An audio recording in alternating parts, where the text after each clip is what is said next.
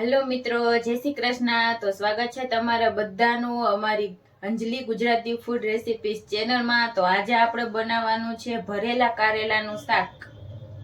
તો ભરેલા કારેલા બનાવવા માટે આપણે આ બે કારેલા લીધા છે અને આ રીતે આપણે સુધારી લીધા છે। તો જો આવી રીતે મોટા સુધારી કટ પાડી બી કાઢી લીધા છે અને આને આપણે બાફી પણ લીધા છે। તો જો એકદમ સરસ આ રીતે થોડા કડક રહે એવી રીતે આપણે આને બાફવાના છે। તો જો આપણે કારેલા બે કારેલા 6 નંગ જેટલા કારેલા છે એને આપણે બાફીને લીધા છે। પછી 1 વાટકી ચણાનો લોટ છે, પછી આ લસણ વાળું ખાંડેલું લાલ મરચું પાવડર છે અને ગોળ લીધો છે 1 ચમચી, ધાણા ભાજી છે લીલી સુધારેલી, હળદર, ધાણા જીરું, હિંગ, મીઠું ને લીંબુ જોશે, આપણે તેલ જોશે અને થોડું આપણે એમાં પાણી જોશે। તો પહેલા આપણે આ કારેલા ભરવા માટેનો મસાલો તૈયાર કરી લેશું।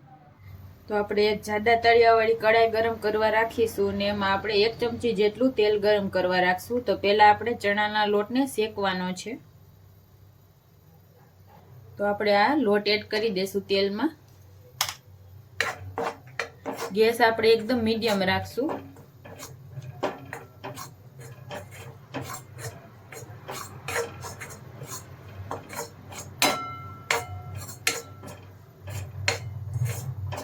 લોટને એકદમ સરસ આપણે શેકી લેશું।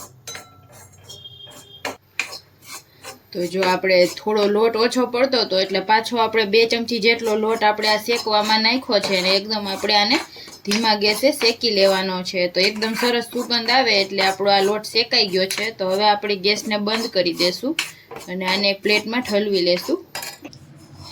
તો આપણે આને પ્લેટમાં કાઢી લેશું અને આને થોડો એવો ઠંડો થવા દેશું, હાથે અડી શકાય ને એટલો।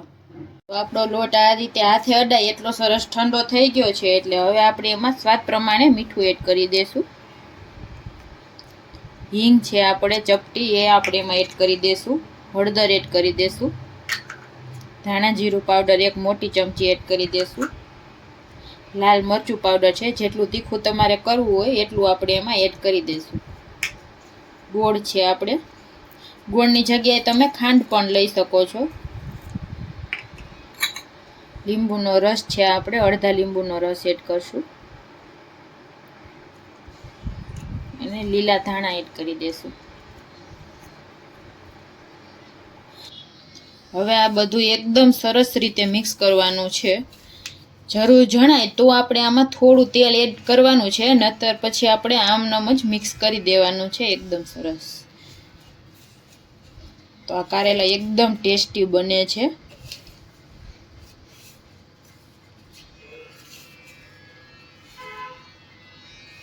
તો જો આ રીતે એકદમ સરખું મિક્સ કરશો એટલે આરામથી મિક્સ થઈ જાય।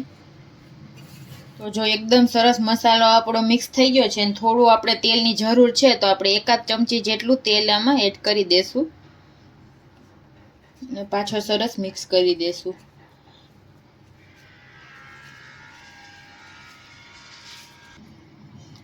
તો આપણો મસાલો એકદમ પરફેક્ટ તૈયાર થઈ ગયો છે જો આ રીતે। તો હવે આપણે આ કારેલામાં આને ભરી દેવાનો છે। તો જો આપણે આ રીતે એકદમ સરસ ભરી લેવાનો છે।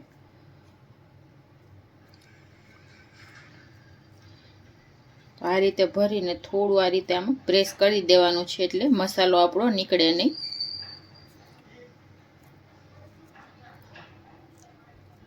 તો આપણે આ રીતે બધાય કારેલામાં ભરી લેવાનો છે।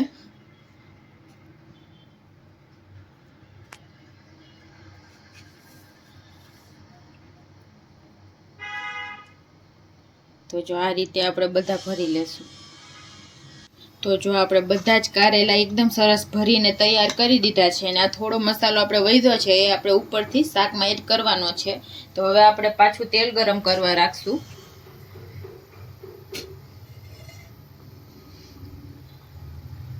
તો આપણે 2 ચમચી જેટલું તેલ ગરમ કરવા રાખશું।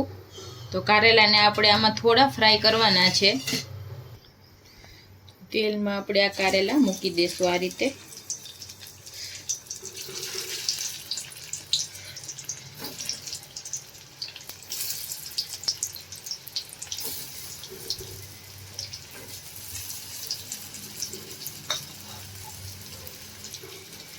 તો આપણે એને કાંટા ચમચીની કે પણ કોઈ પણ ચમચાની મદદથી આ રીતે થોડા થોડા ફેરવીને બધી બાજુ આ રીતે થોડા થોડા ફ્રાય કરી લેવાના છે.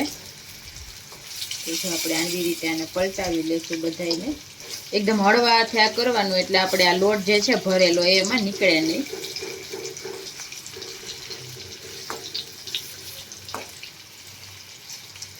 તો આવી રીતે આપણે આને 2 થી 3 મિનિટ માટે આ રીતે પાકવા દેવાના છે અને ગેસ આપણે એકદમ ધીમો રાખવાનો છે. આપણે મસ્ત એકદમ સરસ કારેલાને ફ્રાય કરી લીધા છે. હવે આપણે આ મસાલો છે એને આ રીતે ઉપરથી એડ કરી દેશું.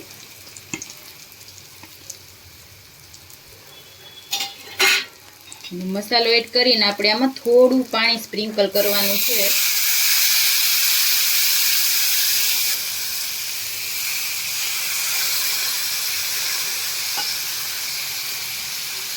હવે આપણે હળવાથી આને મિક્સ કરી દઈશું.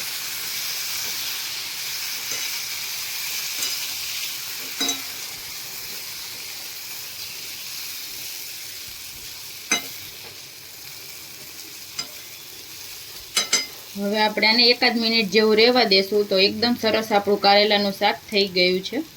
એકદમ સરસ આપણા કારેલાનું શાક થઈ ગયું છે. તો આપણે આને સર્વ કરશું.